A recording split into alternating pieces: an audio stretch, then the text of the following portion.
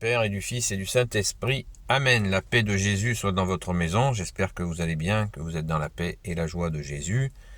Alléluia.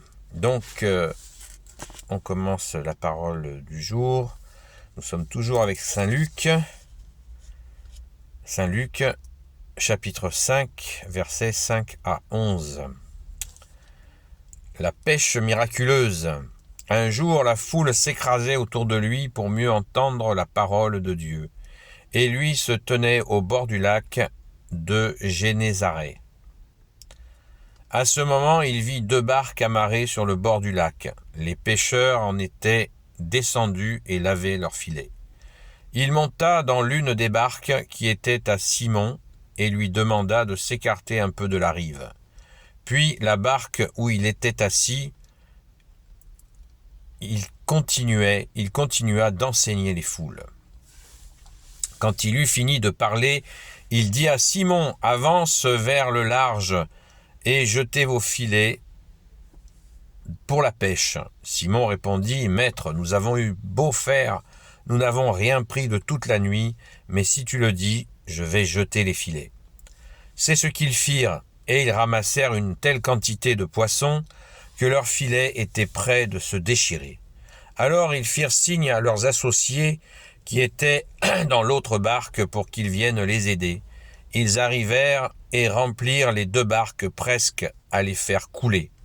Voyant cela, Simon-Pierre se jeta aux pieds de Jésus et lui dit, « Éloigne-toi de moi, Seigneur, car je suis un pécheur. » Lui et ses aides étaient en effet sous le coup de la stupeur à cause de cette pêche qu'il venait de faire.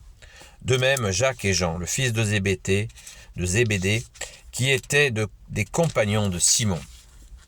Jésus dit alors à Simon, « Ne crains pas, à partir de maintenant, ce sont les personnes que tu pêcheras. » Ils ramenèrent la barque à terre, puis ils laissèrent tout et le suivirent. Merci Jésus pour ta parole. Alléluia. Eh bien, la pêche, hein. Quelle pêche miraculeuse! Je pense que vous l'aurez compris. C'est une métaphore, c'est une image. Pourtant, elle a bien eu lieu. C'est pas parce qu'il y a une compréhension spirituelle, symbolique. Il y a la compréhension pratique aussi, c'est que ça s'est effectivement passé comme ça. Il y a bien eu une pêche miraculeuse. On ne nous raconte pas une petite histoire comme ça qui n'est pas vraie. C'est bien la vérité.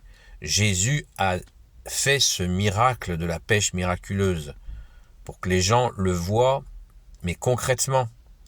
Et puis bien sûr, pour qu'ils soient saisis par la mission que Jésus leur a préparée, celle d'être pêcheurs de personnes, comme c'est dit au verset 10. Jésus dit alors à Simon, Simon c'est Pierre, c'est l'apôtre Pierre.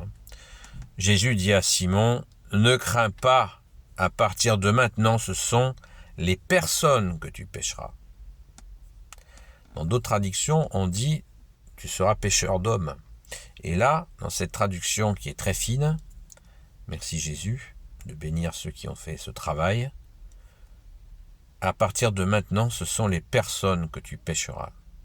Waouh! Waouh! Merci Jésus! Alléluia!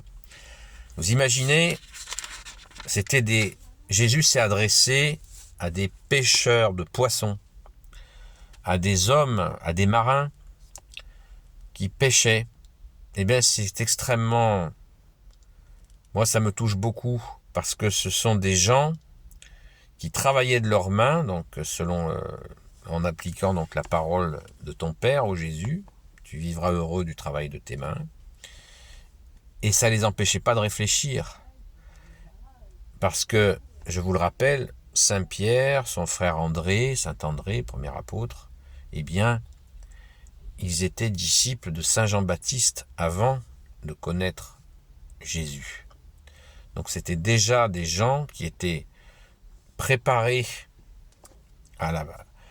qui étaient à l'écoute de ton Père Jésus, des prophètes, et ils ont reçu le sommet, la conclusion que tu es Jésus, le Sauveur, le seul Messie tant attendu. Merci Jésus, alléluia. Donc, soyons vraiment dans la joie avec les apôtres qui ont reçu cet appel extraordinaire. D'ailleurs, à la fin, il est dit, ils ramenèrent les barques à terre, puis ils laissèrent tout et le suivirent. Ils avaient vraiment compris cet appel de Jésus et qui a été préparé. C'était une longue préparation. Jésus les a préparés de longue date. Il ne les a pas appelés comme ça du jour au lendemain. Ça, c'est une vision qu'on peut avoir qui est un peu étroite. Non, Jésus les a préparés. Souvenez-vous de ce que je vous ai dit hier. Je peux me tromper, bien sûr. Jésus, tu es notre seul enseignant. Mais on voit bien que Jésus procède par étapes. C'est très important, il le fait avec nous aussi. Jésus nous dit, apprenez que je suis doux et humble de cœur. Il nous apprend les choses par étapes, à notre rythme, à notre compréhension et aussi à notre soif, notre faim de lui. Merci Jésus, alléluia. C'est magnifique, c'est extraordinaire. Chose très importante, verset 8, quand la pêche, les filets étaient explosés de poissons. Verset 8, voyant cela, Simon-Pierre se jeta aux pieds de Jésus et lui dit, éloigne-toi de moi, Seigneur, car je suis un pécheur. Ce brave Pierre, eh bien, il lui dit, il est très honnête, Pierre, parce qu'il lui dit, je suis pas digne que tu sois là avec moi. C'est très touchant, ça. C'est très beau. C'est un bel acte d'humilité de sa part. Parce qu'il mesure, c'est un homme qui travaille de ses mains, il connaît le concret, il connaît les choses concrètes, et il connaît les choses du ciel. Il a compris que c'est le Seigneur qui est là. Waouh! Et lui dit, non, éloigne-toi de moi, c'est trop pour moi. Waouh! Et Jésus le rassure. C'est justement des personnes comme ça qu'il a choisi. Waouh! Alléluia! Merci Jésus. Et au début, j'en ai pas parlé, tellement aussi c'est magnifique. Jésus enseignait sur la barque, parce que les foules étaient tellement nombreuses qu'ils se mettaient assez régulièrement sur une barque pour pouvoir parler aux foules sans être écrabouillés par la foule. Donc ça, c'est aussi, ça donne une idée de la pression. Et comme ça, Jésus pouvait, avec des barques, aller à un autre endroit sans être complètement ceinturé par la foule. Et comme ça, il était ainsi plus libre de ses mouvements. Merci Jésus. Merci Jésus pour cette pêche miraculeuse et soyons attentifs à transmettre la parole par, bien sûr, la parole, mais aussi par les actes, parce que évitons d'être des contre-exemples. La meilleure façon de transmettre la parole, c'est bien sûr, en la mettant en pratique et en demandant à Jésus de nous aider à la mettre en pratique. Amen. Béni soit le Père, le Fils et le Saint-Esprit. Amen.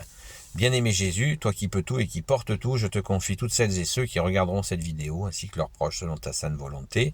Sainte Marie, Reine des cieux, toi l'Immaculée Conception, toi qui écrases le serpent, toi qui es à la lune sous tes pas, toi notre Mère, Notre-Dame, Saint Joseph, grand Saint Joseph, toi le juste et le saint, toi le sage, toi la terreur des démons, toi le saint gardien de la Sainte Église catholique apostolique, Sainte Marie-Madeleine, notre chère sainte patronne, et vous tous les saints et saintes amis de toi Jésus, Saint Michel Archange, qui est comme Dieu, Saint Gabriel Archange, Saint Raphaël Archange et tes anges guérisseurs, et vous tous les anges qui servez Jésus, je vous confie toutes celles et ceux qui regarderont cette vidéo, ainsi que leurs proches selon ta sainte volonté, ô Jésus.